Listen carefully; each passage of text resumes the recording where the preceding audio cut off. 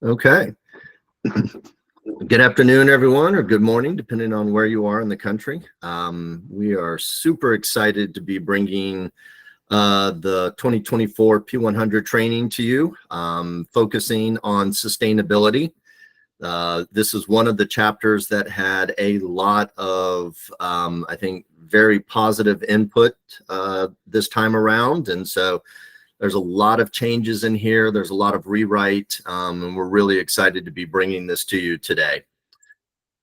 So our presenters today are myself, Lance Davis. I'm the sustainability architect out of our central office. Ernie, do you want to introduce yourself?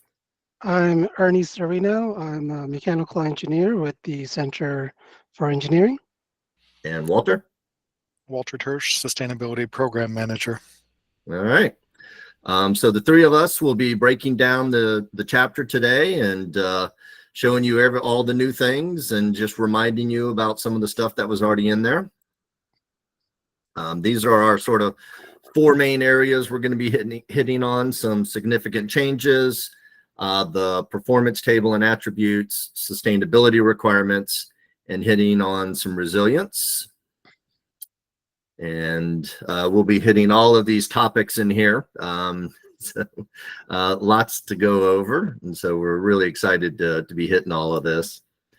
So we're going to start off with some of the big significant changes. And one of the things that I want to remind everyone, because this was actually different this year, is we basically had a rollout plan for P100. And so P100 is already in effect for projects that are doing studies or BERs, O&M work, or repair and alterations. And then come here in a day or so, all prospectus and all other projects will be required to use this latest version of P100. So if you haven't hit the street yet with your solicitation for design services, then you will be expected to be using this latest version.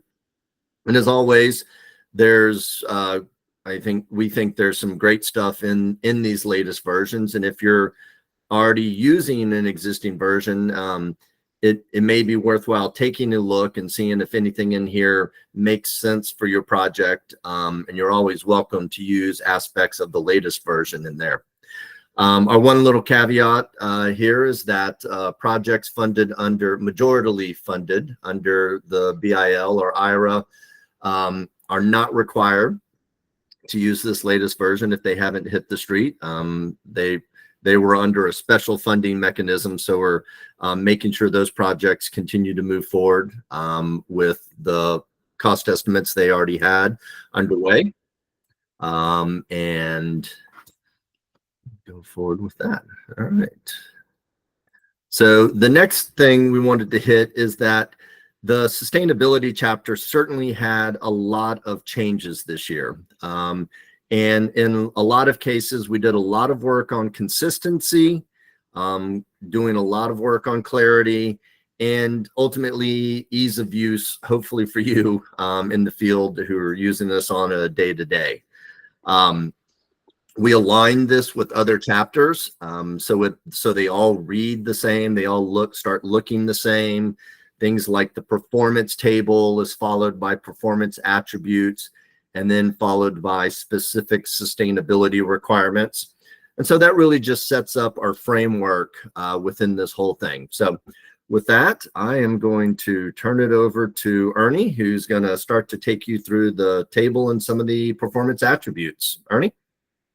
Thank you, Lance. Good morning, everyone, and good afternoon. I'm Ernie, and I'm here to present just three topics for you today on the performance tables and performance attributes in the new P100. So first off, we have energy net zero. Now, this is not electrification. That will be discussed later on in the presentation, but it's all kind of interrelated.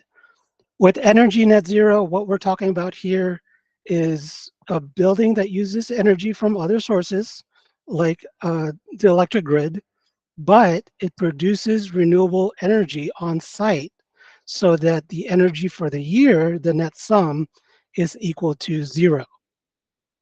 Now, before you get to this point, the building pretty much needs to climb this metaphorical pyramid, right? We'll discuss that pyramid also later in the presentation, but essentially, it's your building should have reduced its energy consumption as much as possible. It should have gained energy efficiencies as much as possible, and maybe minimized and eliminated fossil fuel use on site. And now you have a building that has a smaller energy use intensity, or EUI, and now you're thinking about adding renewable energy to the design to be on site to offset any utility or remaining fossil fuel usage that your building might have. Now, we recognize budgets are tight and achieving an energy net zero building is tough, but we want to be ready in case we get more infrastructure money. So all new construction and major modernization projects are required to develop a design and drawing similar to the one I'm showing you right here for future renewables. The most important thing here is the simple calculation that shows the building's designed energy usage and how many renewables would be needed to offset that. That's the baseline requirement, and that's what we call energy net zero ready. And this is one of the things that I look for when I'm reviewing these large projects. Um, Usually they're there. They're not really called out specifically as energy net zero. Maybe it's mentioned in a design narrative, and a lot of the drawings are, are not necessarily consolidated. So I do have to hunt and look for this baseline. Are we taking questions now?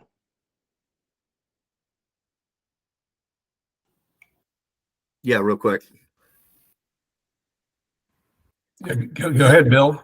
Yes, Ernie, I'd like to introduce something. I'm sorry that you're in your presentation, but I have to interrupt you because I see a lot of future rooftop PVs that are being utilized, and I have this idea that I like to see how many vertical buildings do we have, and how many times can we utilize a PV on a vertical type situation as architectural things, so that PV reflective photocell can actually be maybe manipulated to look like a maybe architectural precast or something like that that can do that on how many skyscrapers or things like that we can utilize, or federal buildings that we can utilize that and go back into our CAD charges or common area charges that can be on this net zero pathway that you're explaining. But I'd like to talk to you about that. And a lot of times I can't interrupt in these meetings, so I do apologize. All right, thank you. No, that's a great idea. That's a great point. Let's discuss it, offline. So just continuing on, let's not forget, there are tier levels to these performance requirements. The tier levels are for projects, to your point, Bill, that can incorporate renewables into their budget. So you have to have the budget to be able to do these. So tier 1 is 25% on-site renewable. Tier 2, 50%. Of course, tier 3, the highest one is at 100% on-site renewable. Moving along, next up is water net zero. Following the same concept as energy net zero, this focuses on potable water. What does water net zero mean? It means water reuse and water recycling on site. Now, GSA was part of a committee with the White House, and this was their focus and one of their major priorities. And they are defining water recycling as capturing wastewater, stormwater, or gray water, cleaning it and processing it, and repurposing it for something else on site, such as your cooling processes, maybe additional toilet flushing, irrigation, or some other innovative use. The baseline and tier levels have changed for this one. They are more stringent because it is a focus and a priority for the White House. The baseline requirement added a 15% potable water reuse or infiltration on site for new construction projects. And of course, it has the regular um, requirements of meeting ISA 438 as a baseline. And on the upper tier levels, it does get more strict. And that's when, at tier 1, that's when major renovations must have a certain percentage of water reuse / infiltration. Also, Water Net Zero Performance added a construction verification requirement where there didn't used to be one before. Basically, it makes sure that you have a functioning water recycling system, and the on-site staff are trained and they have the operating manuals for that system. The last thing I'm going to talk to you about is the high performance building technologies.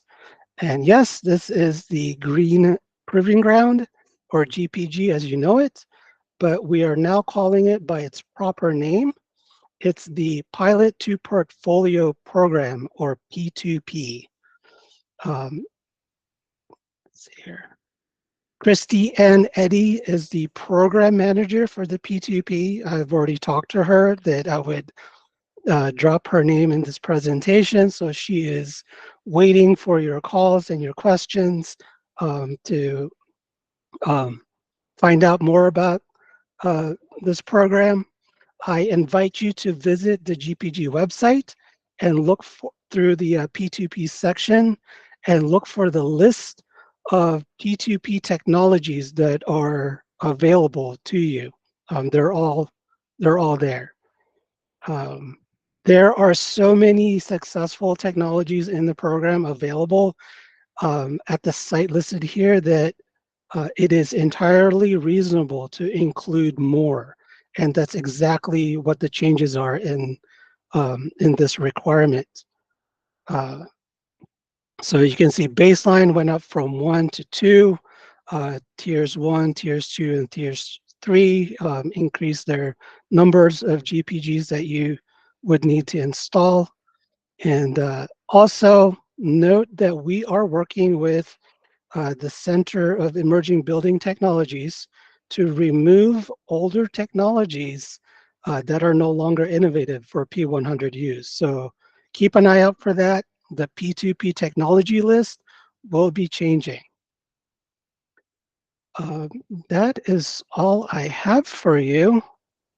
If there's no questions, I will turn it over to Walter to continue with our presentation.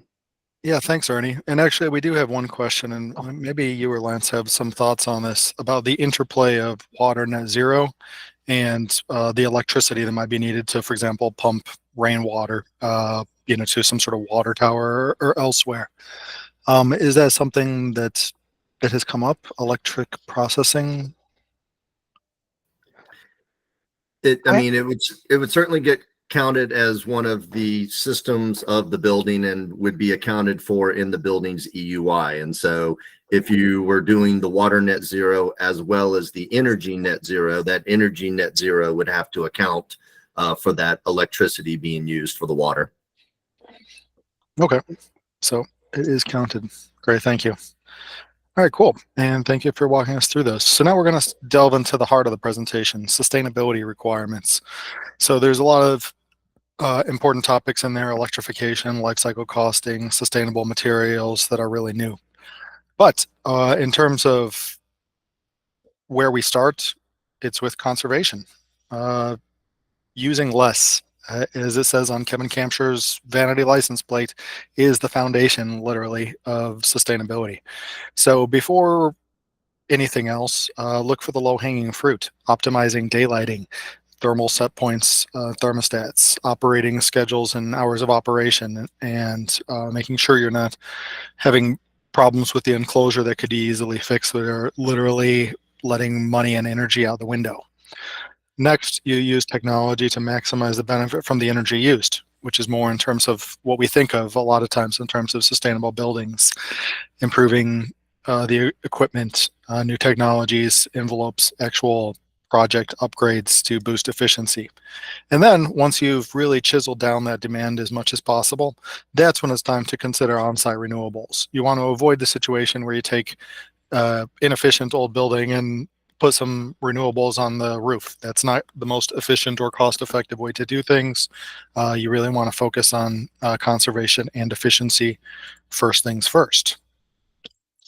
The other guiding principle is the guiding principles for sustainable federal buildings. So these have been around for a long time. They came from an interagency group around 2006, and they've been required by sustainability executive orders for 15 years or more across both types of administrations. And these guiding principles do help integrate sustainable design best practices into projects. So from concept design all the way through operation, existing buildings, and projects. For projects, they are required for new construction and major modernization projects pursuant to executive order. And they do fit into 6 categories, which have a lot of overlap with LEED. Integrated design, optimizing energy performance, same with water, indoor environmental quality to protect human health, reducing the environmental impact of materials, which is often overlooked. And then the new one that they added in 2020 is enhancing building resilience for anticipated extreme weather events, especially looking at a forward-looking basis for resilience and risk mitigation, which Lance will take us home with at the end of this presentation. In terms of how we track compliance with the guiding principles, we have a sustainable design checklist. It replaces the old minimum performance criteria and guiding principles checklists we had in prior eras. And the trend is we've actually been able to become less complicated in the government for once. Who'd have thunk? Went from 39 or 36 down to 21, and now it's down to only 9 items. And the first item there, yeah, right, Robert? Woohoo. It's a win for taxpayers and our job sanity. So the first one there is LEED certification. Because there is so much overlap between LEED, which is a third-party certification system well known in the private sector, as well as the guiding principles.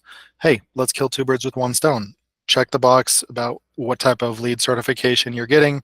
Boom, that knocks off a majority of them. And then we just have a few questions for things that a crosswalk that GSA has done and has posted on SF Tool has identified as gaps between the two about stormwater management, resilience, renewable energy.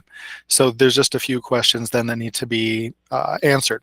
Our sustainable design checklist is publicly accessible as a 4-page PDF at gsa.gov/sustainable design. And in terms of how it's populated, it is populated in our Kahua sustainability app. So it's a iteratively updatable checklist that you update statuses as projects advance. So we know, okay, that project meets the guiding principles. It's therefore a sustainable high performance building. LEED certification is the other major foundation of sustainable buildings at GSA. We've been out there requiring LEED for over 20 years now. GSA helped establish this third-party certification system, and it's been 14 years now that we've been requiring LEED Gold or better for all our BA51 new construction and BA55 major RNA projects. So major modernization or major RNA means you affect a majority of the engineering systems or envelope as well as major systems. P100 does require LEED V4 or 4.1. There's definitely a lot of excitement about LEED V5 coming soon. P100 allows it.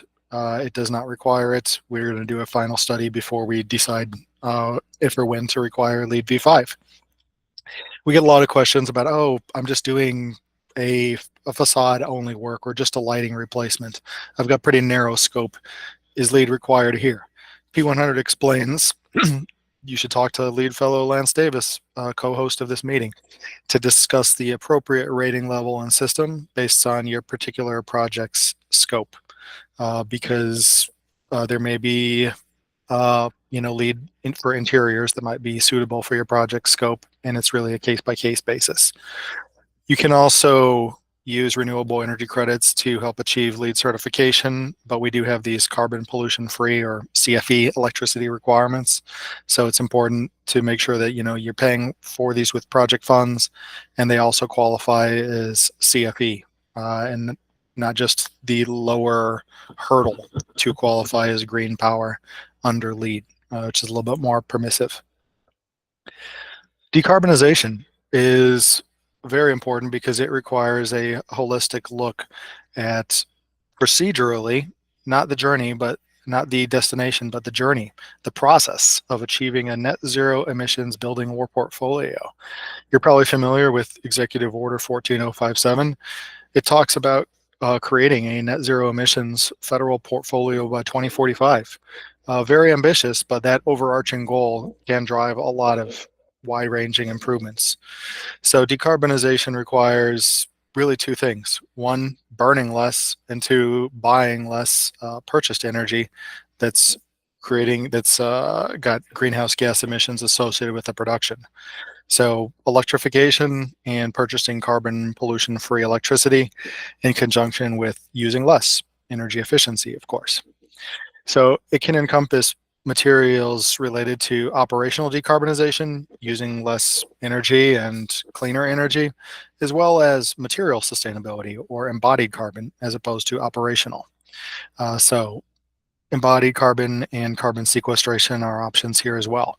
So the decarbonization section has been in P100 for a few years, and it's just an overarching prompt to evaluate whether high carbon items like concrete and steel, each of which contributes 7 to 8% to total worldwide greenhouse gas emissions, if those higher carbon materials could be replaced with alternate materials with lower levels of embodied carbon, wood and bio-based materials, for example. We do link to the Carbon Smart Materials palette, and this little logo here is a hot link. So when you receive the slides later, all the links in here will be accessible.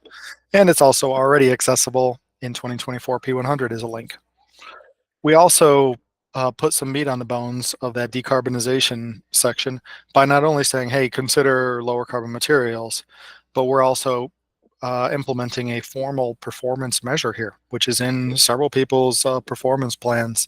Our embodied carbon reduction measure requires our new construction and major modernization projects to use whole building life cycle assessment, or WBLCA. We provided some very detailed training on that back in September that if you missed, let me know and I'm happy to share with you. And essentially for these projects, we're saying, hey, target a 20% reduction in the whole projects, the whole buildings embodied carbon from materials. So instead of choosing, one type of concrete that's a few percentage lighter than the other, use less concrete. See if you can make different other dramatic decisions by looking at the project holistically and looking at all the different types of materials under the sun. So use a GSA provided estimation tool to reduce carbon by 20% compared to a equivalent modeled baseline building. So same location, same use, same number of stories, all that. Modernizations have to be compared to modernizations.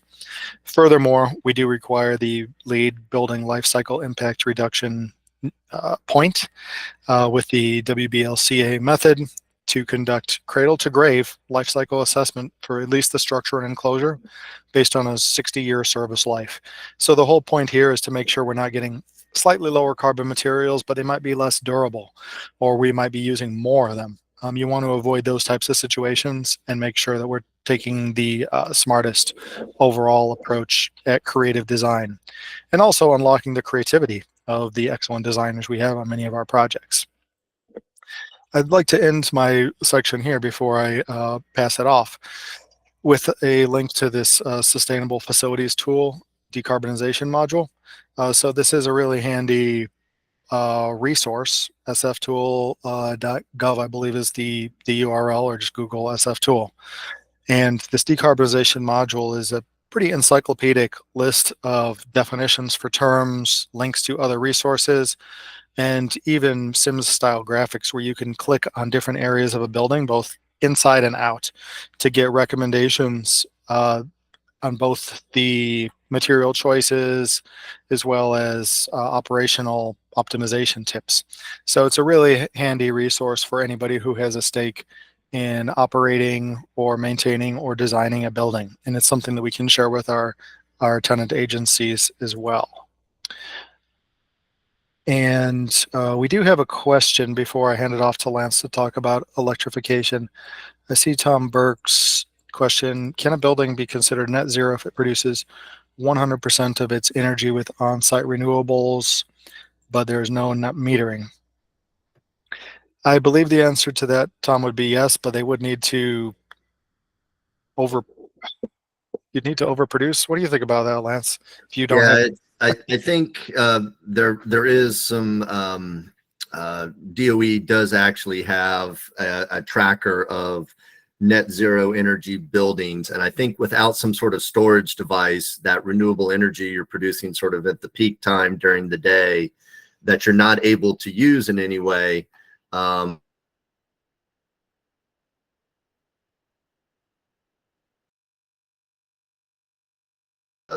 help get that full implementation.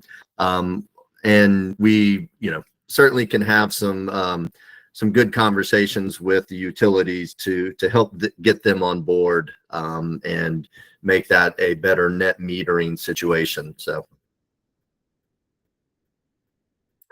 Lance or Ernie, there were also two questions related to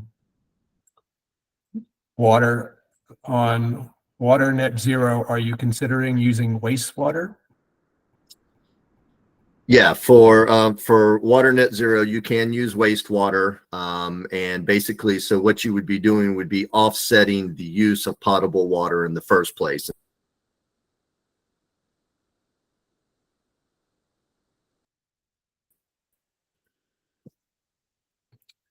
Yeah, sorry, Lance. I don't know if it's everyone. You were freezing up there slightly. So. Oh, okay. Yes, the wastewater would count towards that calculation. And then, Walter, I don't know if you see this question on decarbonization. The building cannot be true net zero with the use of concrete as it is. Yeah, great point, Ron. So the definitions are sort of twofold.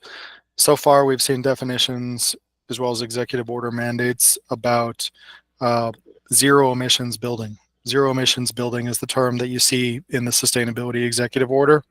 And if you have to look more closely at the implementing instructions to see, they're talking about zero operational emissions, not zero embodied carbon. So the White House and DOE are talking about adding part 2 of their, a zero carbon building, zero embodied carbon. But yeah, that's fairly impossible. Even if you built a building like people did in the pre-industrial era out of all wood, unless you're using even if you used animal power, there'd be some embodied carbon. So yeah, you're 100% right. There's some carbon associated with construction, and we're excited. In fact, Green Proving Ground is evaluating a couple really innovative concrete and cement options as part of the fiscal 24 cycle. But yeah, for now, there's definitely some carbon avoided involved with any type of materials, and we're just trying to chisel that down. Yeah, that also brings up a really good point, Ron, in that we all need to be very careful when this term of net zero gets thrown around a lot. And we need to make sure we qualify that with that third term, be it net zero energy, water, waste, or emissions, because then that really sets us off on what the requirements are and what we're really being asked to do in relationship to that. So. Well, Walter, two more questions. Do you want to take them now, or do you want to hold? We're okay, I think. Yeah, we can take them, and I think Ron might have a follow-up real quick. Ron, go ahead. Yes, Walter, you mentioned in your talk there about using less concrete and less steel. There's you're gonna end up having an issue with that when if you're trying to go net zero, if you're trying to reduce your carbon, your engineers are going to be designing the building to withstand forces, withstand, wind loads, live loads, etc. And when they're trying to do that, they're pretty much using the absolute minimum they possibly can already. So how will we be able to reduce the concrete and the steel if it's already at its lowest point? Yeah, great point. Material selections are something that we're actively collecting data on to see how much of a delta you can get through, even if you're using the same amount of materials, using lower carbon ones. There's also a lot of creativity that's possible here because it's against a modeled baseline. So they can, there's sort of a lot of creativity and flexibility there. So we're excited to learn about our projects that are starting to provide WBL CA reports. And yeah, we'll certainly be monitoring if we see any kind of challenges or issues. But so far, market research suggests that 20% should be achievable against a modeled baseline, as opposed to saying a certain amount of carbon per gross square feet is the cap and reduce from there. There's not good baseline data to enable that.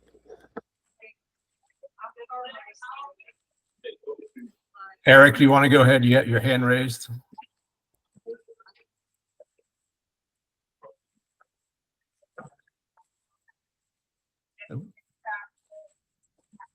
Maybe that was a mistake. Okay, a couple of questions. For buildings that are net zero and generate their own electricity, will there be changes to overtime utilities and how or if we charge for them?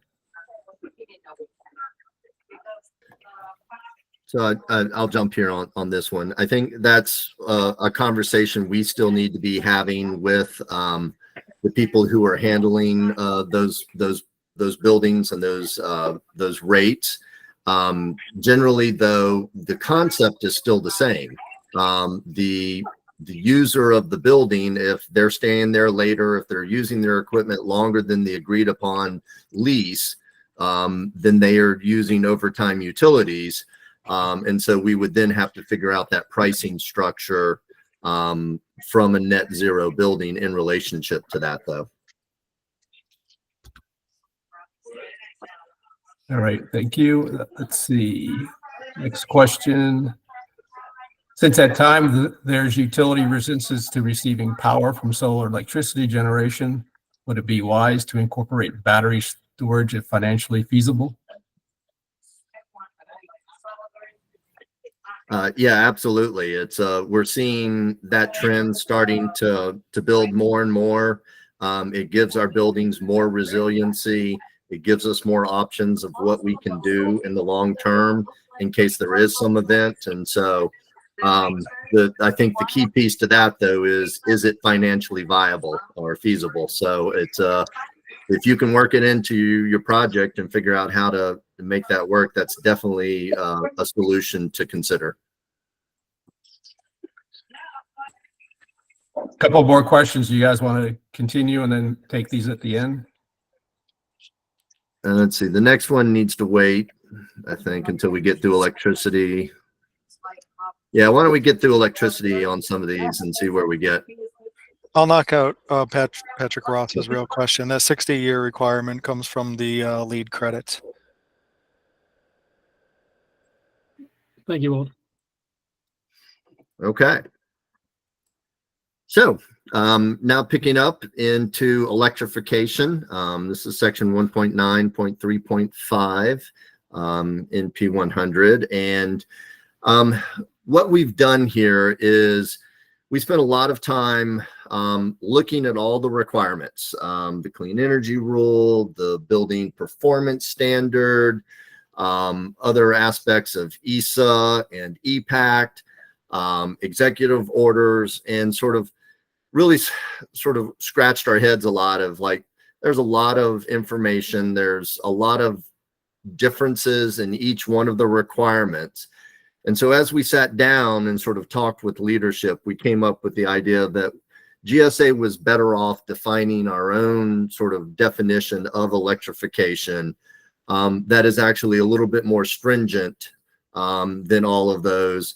And that just helps make sure that we're doing this on projects all over the place and really sort of pushing the industry and the federal government to go this route. And so wanted to put the definition in here that GSA defines building electrification of its owned inventory, key piece, because the leasing group is working on their own version of a definition here. So as the elimination of emissions generated directly by heating, ventilation, and air conditioning, so HVAC, and by domestic water heating, cooking, laundry, and demand response generators that are powered on site.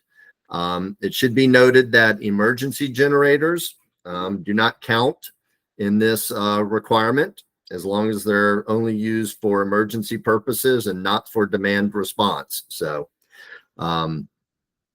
that's the key thing. And then what really gets important, we've added the definition in there. Then we go through and we break it down into all the different project types and where it's required or how it's required.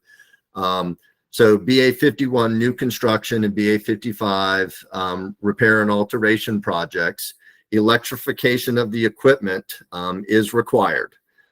So we expect those projects as they're working up budgets and as they're working up their projects, that everything is looking to be electrified. As we get into some of the smaller projects, the minor repairs, the projects from operating funds, and projects from the energy rebate projects, here we're really looking for any new or replacement HVAC or domestic water heating equipment to be replaced. And then optionally, we encourage it for repairs. We certainly want to electrify as much as possible, but we recognize that in some cases, things like repairs that have to be done over the weekend, and then additionally items related to cooking, laundry, and non-emergency backup generator equipment again, we encourage it, but it's not required for those under the smaller projects. And then we have this other bucket that is other funding, either through BA 80 reimbursable work authorizations or privately funded projects like ESPCs. And that really, those will follow the same sort of categories that we have for these first two. And truthfully, it's a lot easier to understand in this graphic that we put into P100 for you, which is a nice little decision tree. So you can take your project type, you can flow through, determine if you're a new construction project or repair and alteration. You see electrification is required. If you're a minor project or operating or energy rebate, you're going this route. And then those RWAs and privately funded sort of are an overlay. And so if you're doing a major construction with our RWA funding, you would go, this route over here. So otherwise, you're following the other route and you're asking yourself, am I dealing with any HVAC or domestic hot water? And if that's a yes, then that equipment is required to be electrified. If not, then you have some options. So, so the next piece of all of this is any exceptions to this do require a P100 waiver. So if you are installing any fossil fuel equipment when electric is required, then a waiver is necessary.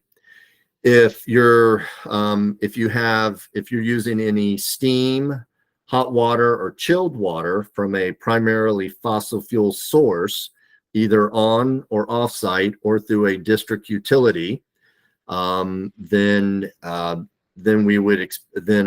waiver is required.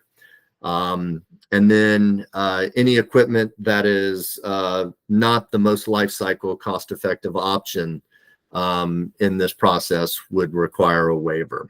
So,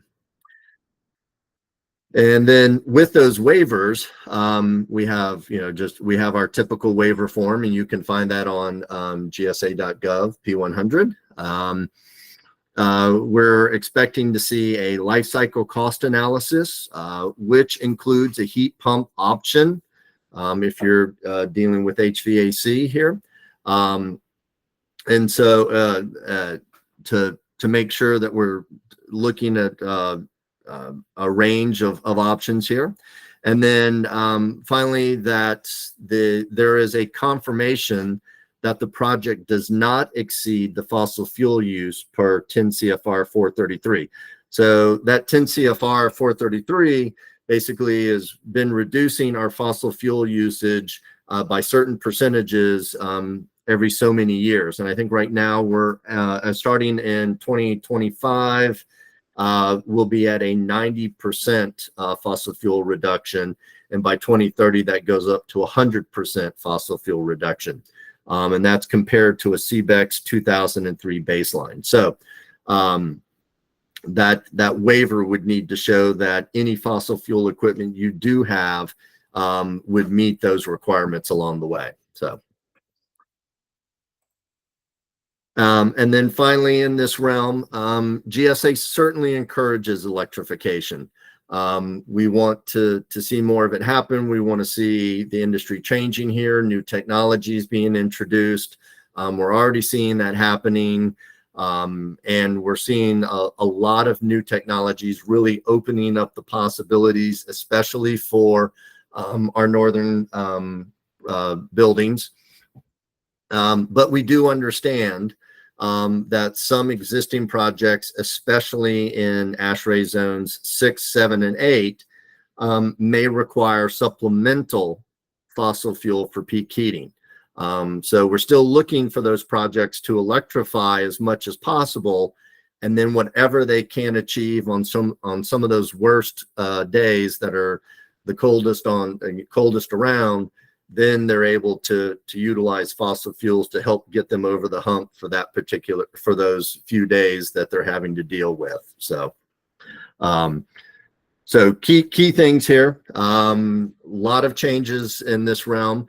We've had electrification of HVAC and water heating in now for a little while, but now we've added these other requirements, helped clean it up, helped put in that decision tree, and really tried to clarify what sort of projects this all applies to. So hopefully that gets to everyone fairly clearly, and we can get as much of the portfolio electrified as we can. So yeah, Joel. Yeah, I just want to make sure I'm clear. If we have an existing steam boiler or a gas-fired boiler that has to be replaced, it can be replaced with an electric boiler, or you cannot use an electric boiler. You have to use some kind of heat pump system. I just want to get the words right, make sure I got the right answer. We want you to look at both options, both that electric boiler and that electric heat pump, and do that life cycle analysis to actually figure out what's going to make the most sense for your particular building and situation. Okay, so you can use an electric boiler. Yes. Right? Okay, no problem. Thank you. I have that right, Mark, correct? Yes, as you pointed out, they can be used, but as I think the important point is Lance pointed out is you need to do the life cycle cost analysis. Electric boiler is extremely inefficient compared to a heat pump. So while you're electrifying, you're still using a lot more energy and creating a lot more, greenhouse gases using an electric boiler versus a heat pump. Right. See, that's the whole problem. I do understand that. That's why you went back to your question, your definition of what electrification is, and you're not, that building isn't giving off any energy if it's an electric boiler. But I guess the reason I asked the question is because in my region, we're going to need supplemental fuel for the winter months. So there's going to be some fossil fuel component if we went to a heat pump system. And so that's where I want to make sure I'm getting the right answer. Gotcha. Yeah, and when, like I said, we're seeing, changes in the industry on those heat pumps is getting pretty significant, and we're seeing, some of them are able to achieve pretty high efficiencies at very, very cold temperatures. So we'll be watching the industry a lot and really helping push them on as a potential consumer of those products. So. Thank you. Yeah, real quick, Charles. Yeah, good afternoon. Thank you for all the clarifications. I have one question. When you do electrification project and install a heat pump, for instance, in a building, and okay, we electrify 100% the building, so scope 1 will be okay for greenhouse gases. But if the source of energy, electricity from the electrical utility company is made, let's say, 100% of fossil fuels, what do you consider in terms of greenhouse gases is 100% free, or or you consider the source of fuel as well, or consider just scope 1, scope 2? How we deal in this situation? You know what I mean? Yeah, so in the buildings calculation, you're not counting that scope 2 aspect. But what I do want you to remember, though, is that we have a whole program going on with facilities management about buying carbon-free electricity for our entire portfolio. And so we're moving in conjunction with them, so where that in a few years, that grid that may be very dirty, what we'll be actually buying from that grid will be carbon-free electricity. So that scope 2 will start to disappear. Okay, thank you. So right now we consider just scope 1. Okay, thank you. It's very important for our team, this question. Okay, thank you. Yep. All right, let's keep moving here. The next piece in P100 is reminding us that we still have energy usage that we have to be careful about. And this gets back to that efficiency triangle that we were looking at earlier, making sure we're reducing our energy usage as much as possible. And what we're looking to do here is make sure that we determine a life cycle cost-effective EUI for our projects. In a lot of cases, I know regions sometimes set an EUI for a project, but we still want our design teams to get in there, take a real hard look at what they're able to achieve with their design, and see how low they can get that EUI. In a lot of cases, we're trying to very much get that down into the teens and 20s if possible, or 20s and teens if possible. And then that really allows the efficient use of renewables on those projects. So the first section in this, though, is going all the way back to EPACT, Energy Policy Act. And that says that for our projects, they have to be at least 30% better than an ASHRAE 90.1 baseline. So that's still in there and still a requirement.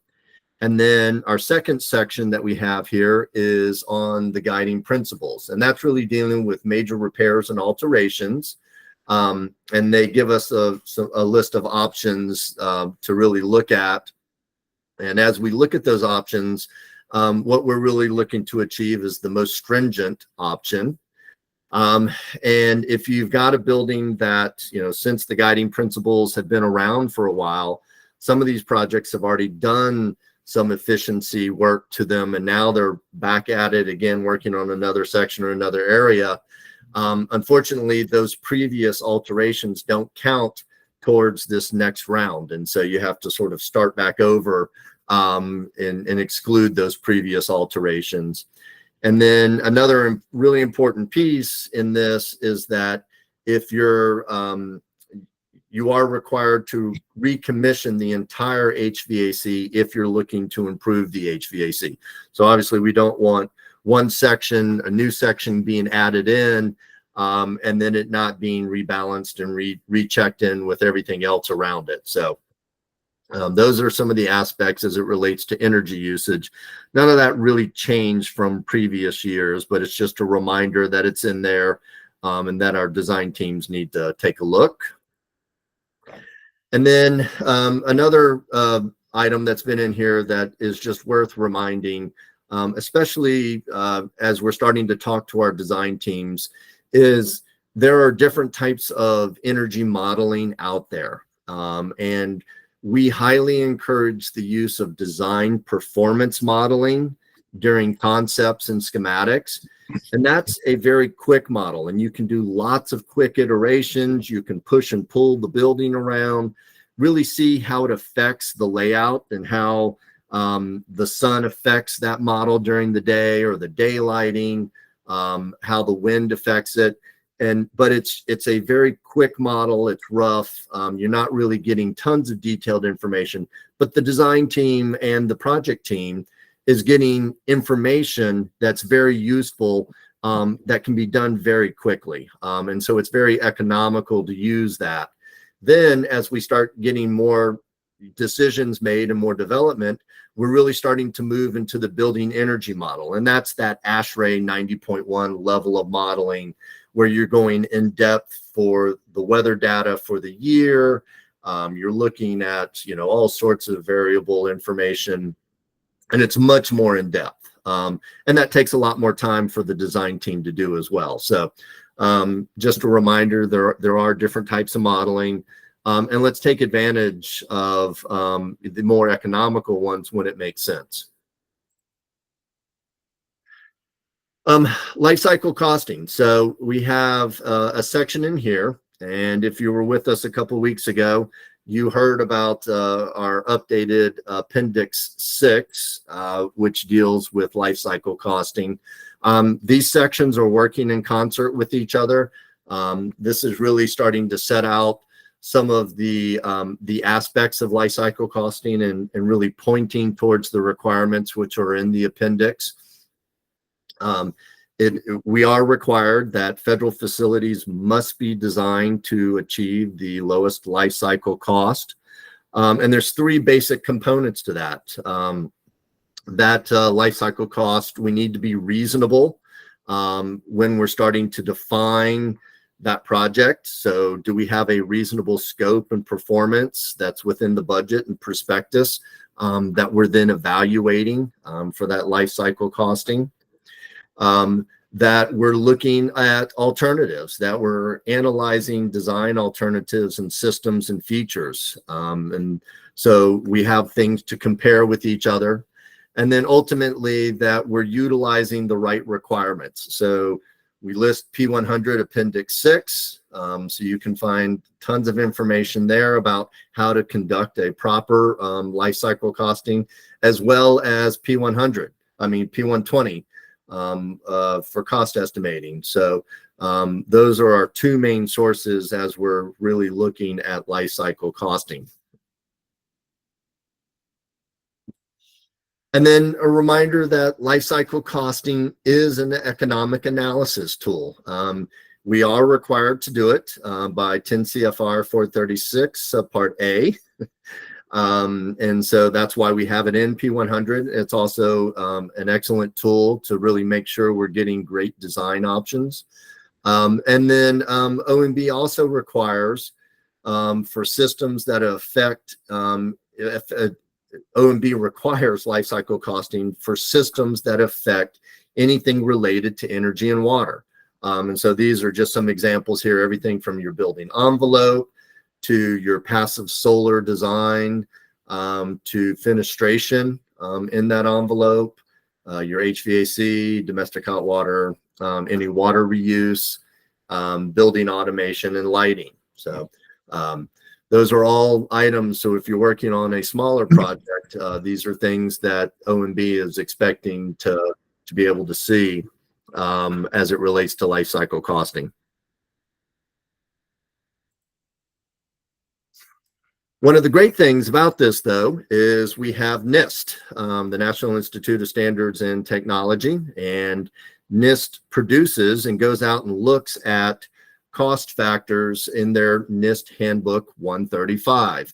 And one of the great things is we don't actually have to read it and understand it, because they've developed this great little software tool, the Building Lifecycle Cost Program, that our teams can use to actually develop their life cycle costing. So it has a lot of data already pre-populated and already in the system, so that they can get to those costs, they can get to those operational costs and those sort of long-term items.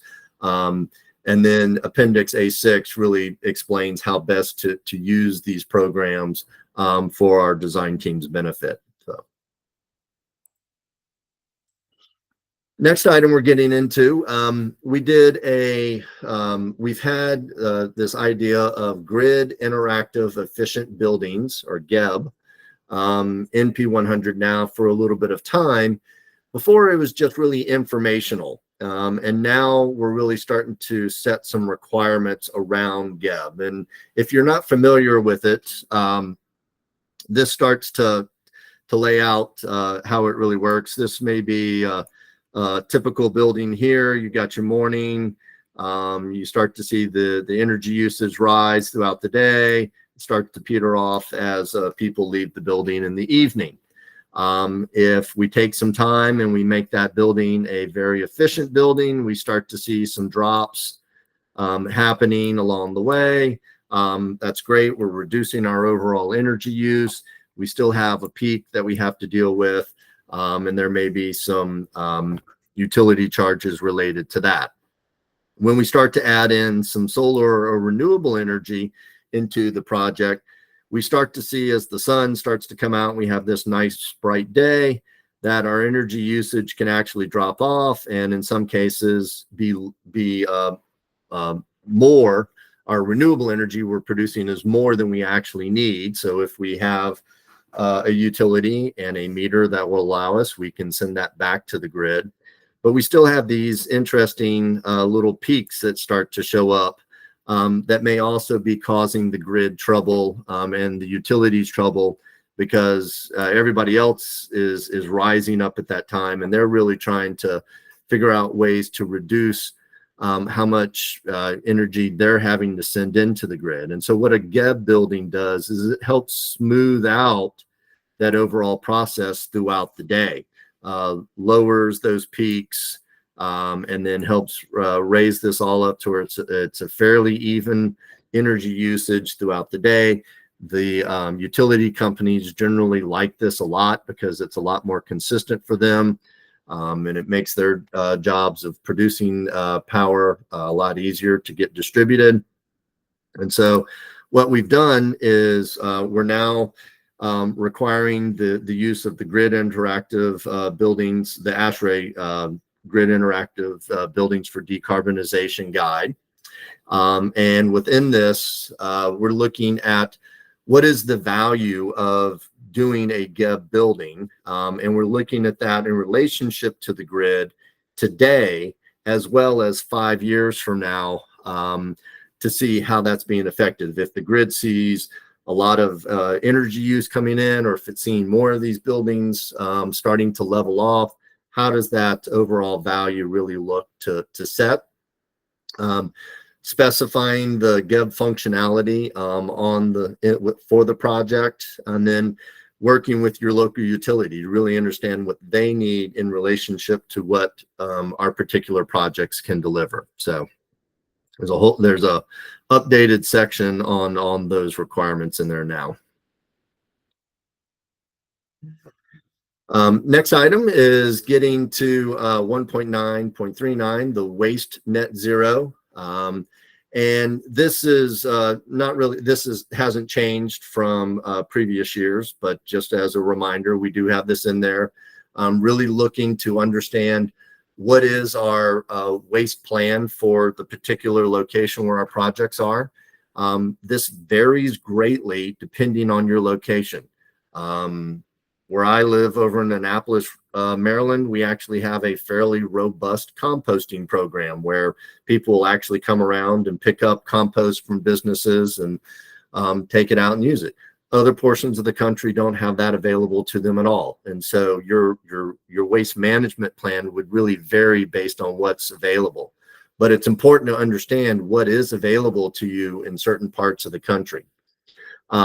Making sure we know where those storage locations are and that we have enough of them and they're the right size, that we are looking to divert that waste that goes to the landfill. And then within all of this, that we're providing the appropriate ventilation. There's nothing worse than having stinky trash cans, putting their smell into the building for our clients to have to deal with. So I want to make sure all that's taken care of and appropriate. And then with that, I turn it over to you, Walter. Yeah, I can continue our materials dive, Lance, or since we've only got like 9 or 12 or so slides left, there are a few questions about life cycle costing tools and life cycle cost analysis. Are you amenable to tackling those while it's still fresh in your mind? Sure. We can do a few of those. See what we got. Cool. Zach was the first, and he asked whether life cycle cost analysis also applies to fossil fueled options like a natural gas condensing boiler. Yes. Yep. So in Zach, in that case, say you come out with a life cycle cost analysis that says the fossil fueled option is the least expensive, then it would be acceptable to be used, but you would still need the P100 waiver to document, hey, they looked at all this. And you would also need to do that life cycle costing on those other options, the electric option and the heat pump option as well. And P100 does also specify that you must include a heat pump option in there. So you can't just do, resistance heat versus fossil fuels. Okay. And then Mark Mobley had while we're talking about life cycle costing tools, I believe you addressed Mark's question about the tool that you recommend. So that you did include the slide talking about NIST has a tool, which I assume is freely accessible. Yeah. But to this question, can somebody do a low tech, an Excel sheet? Here's my actual utility costs. Like how fancy does the LCC need to be? Yeah. Mark, do you want to take that one?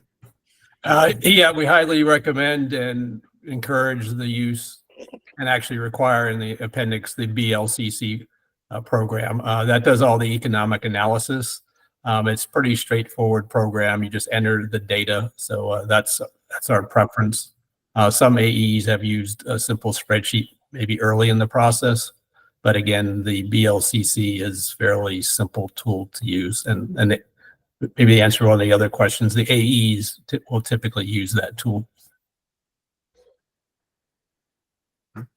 Mark, is that good, or did you have a follow-up? Yeah, I guess the last thing you said there, Mark Cucci answered that. I wanted to know, is there a reason why a GSA person, if they feel competent, couldn't just use that tool themselves? Yeah, there's no reason a GSA person could not use that tool. I mean, you just have to have all the input, the cost estimates, the O&M costs. So I think the big effort of the LCCA is obtaining all the data that's input into the tool. Which we have anyway. Got it.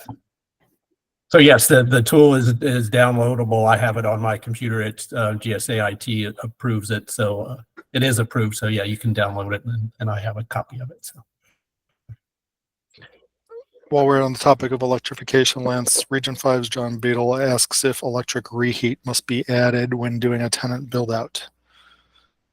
Would be required to put electric reheats and Mark, I'll have to turn to you. They're getting into HVAC stuff here. So yeah, John, if you're still on, could you maybe unmute yourself? I'm not sure I understand the question there. I mean, electric reheat is not allowed in all places by energy code, so it's not something that's great to do. I'm not really understanding completely your question.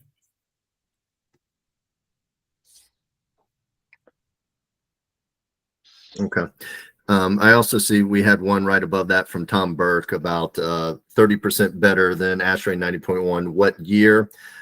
So Tom, in an earlier section of chapter 1, we state that it's the latest version of 90.1 that is approved by DOE. And there's some clarifications on that. It's not when they say it actually, how do I say this right? They usually give a year when it becomes effective. They put out the rule and they say the rule is out there, which they've done. And so we're now using the 2019 version of ASHRAE 90.1. But I think they say their effective date isn't till later. We said is once they've approved it, GSA wants to go ahead and start using the latest version. So we're using the 2019 at the moment. Last question before I take us home here, Lance. We've been asked if the life cycle cost analysis must include costs to increase electrical capacity if you need new switchgear, for example.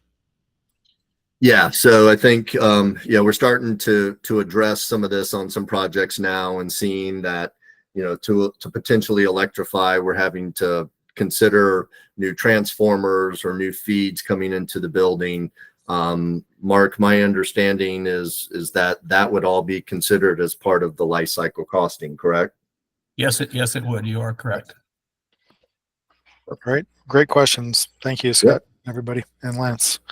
So sustainable materials is kind of a landing page similar to decarbonization, in that it just talks about general best practices like prioritizing materials that are durable, made from recycled content or recyclable, can be disassembled for potential reuse, and if possible, in compliance with Buy American and Trade Agreements X, are locally sourced to reduce transport emissions. Regenerative materials are kind of like low embodied carbon materials, but looking at a slightly broader set of externalities, as opposed to just greenhouse gas impacts, also looking at the impacts that the creation of these materials could have on human health, social health and equity, ecosystems, climate health, circular economy. So in general, what regenerative materials might be are bio-based materials that don't have a whole lot of chemicals and fertilizer and carbon emissions associated with their development, and in some cases can be recycled or reused to have a holistic, more good environmental and social impact. Salvaged materials are kind of related to that as well. You're seeing a trend here about materials that can be recycled or reused, and it is more efficient if a material can be reused largely in its original form, as opposed to needing to be processed into recycled content used in manufactured products.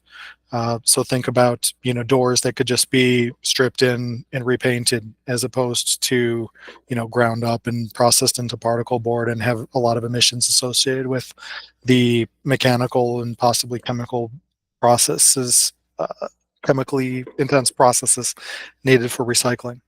So salvaged, reclaimed, refurbished, reused materials can be substantially lower carbon if you're using them instead of new material. And what we're asking for here in P100 is assessing the salvage potential if you're doing demolition. Can some of that stuff be donated to Habitat for Humanity, GSA Access, different things like that? Lance? Yeah, and I also just wanted to chime in here. We're also seeing some really innovative new ways using AI and salvage materials. People are starting to put their salvage materials in databases, and we're now starting to see a trend where those databases can be potentially linked up with the BIM or design software that the design teams are using, and so that they have better options. And so I was at an event last week with structural engineers, and they were talking about its use for things like structural I-beams. In a lot of cases, if you can carefully dismantle an I-beam from a building and store it, that same I-beam has the properties it had originally. And so you can then start to utilize that in other projects. And so it may be a really interesting to see in the very near future how this is going to change for us and become a lot more useful. Exactly. And I believe it can be extended to personal property. The fast doesn't take, but we'd need to talk to the lawyers to understand all the red tape that goes with surplus government-owned equipment and materials and furniture. But generally, yeah, anything that can divert is better. And some of the materials that come out of our projects and buildings are worth money, metals in particular. So to avoid the complexity of trying to cut a check to the government, we say, okay, whoever's hauling the materials, demolishing, they can keep the proceeds and revenue, but they should reduce their bid with GSA accordingly. So in that way, it's kind of like shared benefit between the contractor and government and taxpayers. So continuing our segue from the general to the specific, P100 for the past 2 years now has contained low embodied carbon concrete requirements. So GSA established global warming potential limits, which correspond to the emissions associated with making the concrete ready mix that we use in paving, foundations, walls, etc. So this applies to anything that uses at least 10 cubic yards of a concrete mix type. So basically one truck's worth. We do have more stringent limits for Inflation Reduction Act funded purchases. And in both cases, you need to have an environmental products declaration, which is essentially like nutrition label, except instead of calories, it's showing the environmental impacts of materials as opposed to food. And we can waive this if there's no EPDs available in a place, but there needs to be a global warming potential estimate. Similar story goes for asphalt. In P100, we do not have GWP limits for asphalt due to data limitations at the time we developed this policy a little over 2 years ago. But it's more of a flexible qualitative pick two menu of options. So higher than standard reclaimed asphalt pavement content, bio-based binders, plant efficiencies are all things that we've seen. So projects have been meeting our concrete and asphalt standards across the country.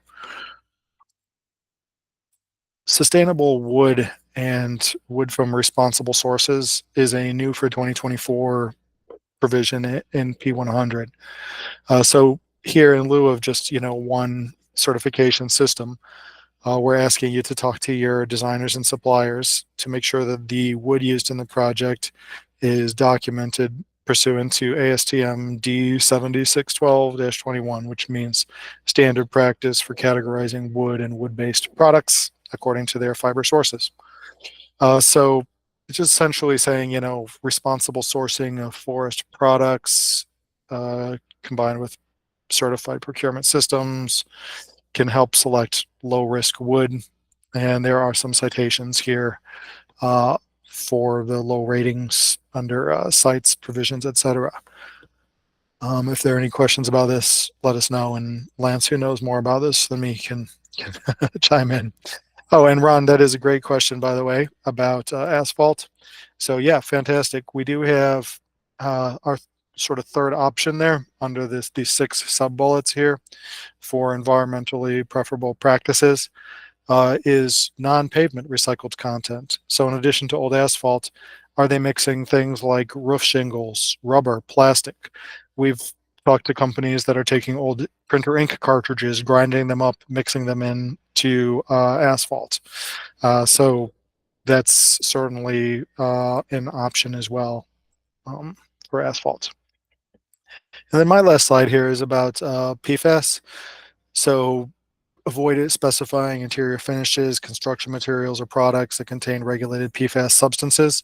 This is an area where GSA, as we have done before, tried to get ahead of what the law may or may not require. The White House has issued an order urging federal agencies just this spring to reduce and try to seek out alternatives to PFAS containing materials such as firefighting foam. It's kind of infamous for the non-stick cookware, but it could also be in paints, stain-resistant furniture or carpets. These are things that we could use, that we buy now and then. So seek out ways to avoid them, ask for disclosure of these substances by our suppliers, and P100 does prohibit the use of PFAS substances in fire suppression systems, which is one of the more specific areas where these forever chemicals can crop up. And now, to take us all the way home, Lance will talk about sustainable construction. All right. So this was a brand new section. We saw this was sort of the next big thing where we think the industry is going to be going. We had several contracting companies reach out to us as we were editing P100 to sort of get some of these things added in. And then we took some random items we had in other locations and put them in all one place now. So I think this is going to be an interesting change, hopefully really starting to decarbonize not only our buildings, but then how they're built. So one of those big changes that's been that we added in is the use of the contractor's commitment. So a group of sustainability experts and building contractors got together. They were looking to address carbon reduction on the site. So everything from eliminating the use of diesel generators, looking for alternative fuel sources for things like their backhoes and dump trucks and stuff like that. But this also is addressing job site wellness. And as we're seeing, this year we've had some significantly hot days. Contractors are out on the job site all day working, so making sure they're protected and stuff like that. It addresses waste management, which we've gone over before. Water management, so how are they washing down those trucks? Where's that water going? How is it being used? Things like that. And then also material selection. What are they using to help build what's the scaffolding made out of? What's that temporary lumber, where is it coming from? Things like that. And so they have different levels. And so we're now requiring the good level for contractors. So that gets them in and gets them started. And I think will be an exciting new change for contractors moving forward. We also started to recognize we're seeing a lot more off-site construction starting to happen in the industry. And fortunately, the I-codes have put out standards as it relates to those off-site construction. And so we added those in as requirements now that the contractors, that's still part of their means and methods. We highly encourage it because we think it reduces waste. It's better for the workers. We can get stuff delivered just in time. And so I think it makes for a better construction site. But if they're going to do it, we want them to do it appropriately. And so these two standards help get us there. And then these are items that we had in P100 before. We just now have consolidated them all in one location. So we still have construction and demolition waste, and we're still expecting to divert at least 50% of the non-hazardous C&D, and that can, or looking to salvage items there. And then the other is the use of green credentialed construction personnel. It's an interesting sort of, we go through all this effort to make sure the building's designed a certain way, and that the people designing it understand sustainability. And we go out and we make sure the construction company as a whole now understands it, but the people who are doing the work day to day, it's also important that they understand what they're doing in relationship to all of these other requirements. And so this just helps to make sure that those construction personnel are up to speed. They understand what they're building and why they're building it. And then finally, wrapping up with some resilience. A lot of these, not much changed in these sections, but just wanted to bring some of this back to light. And reminder, Ann Cosmo is a phenomenal resource in this area. So if you have questions about a lot of the aspects of resilience, she can certainly help with that. But I think some of the bigger things that we're really looking at here is that as we're doing these projects, that we integrate both the observed and the expected changes in climate for the asset's life. We're seeing this happen, more and more changes in how much rain a particular area is getting versus others that are getting much less rain. How does that affect the project? And are we thinking about the long-term effect on that? That we're ultimately safeguarding our assets, and that it's an iterative risk management process. We want to manage that risk for the long-term benefit of the project.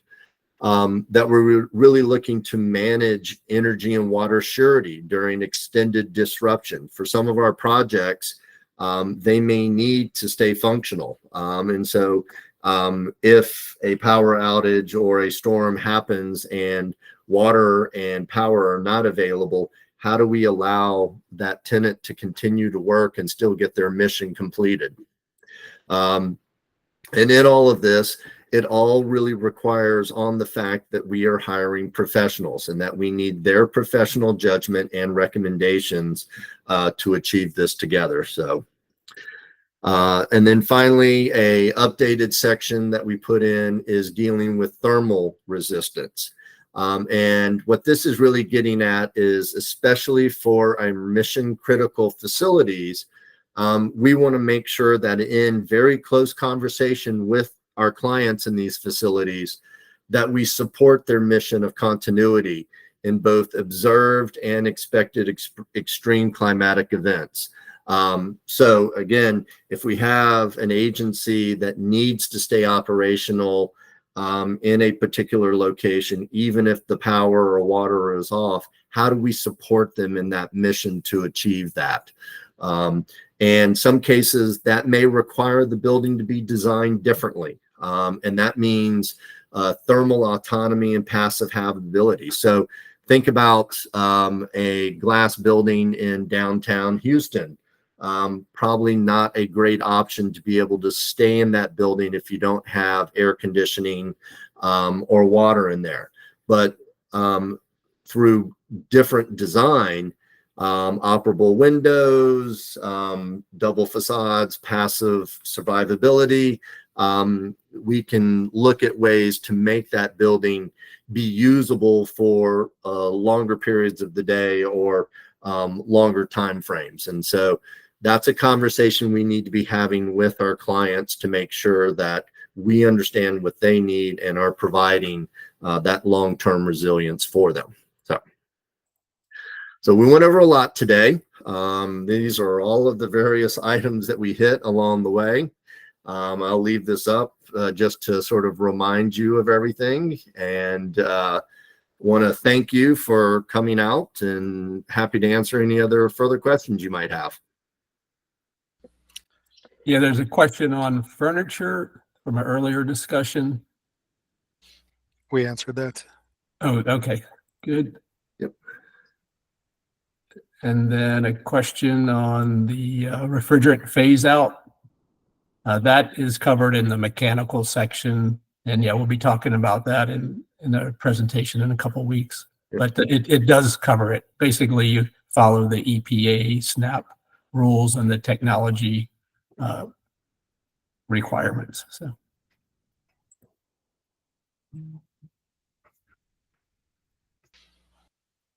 Lance, there's a question from Joe. I don't know if you see that one. Yeah, I'll take that one. Go for it.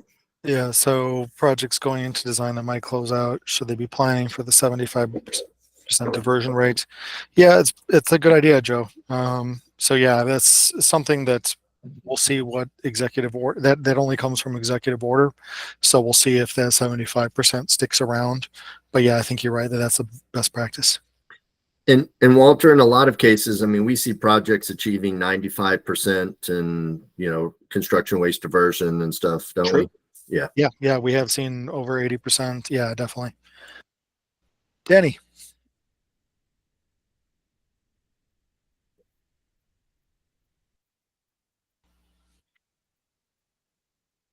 Oh, okay. Sorry. Yeah. I hit it accidentally. No, that's fine.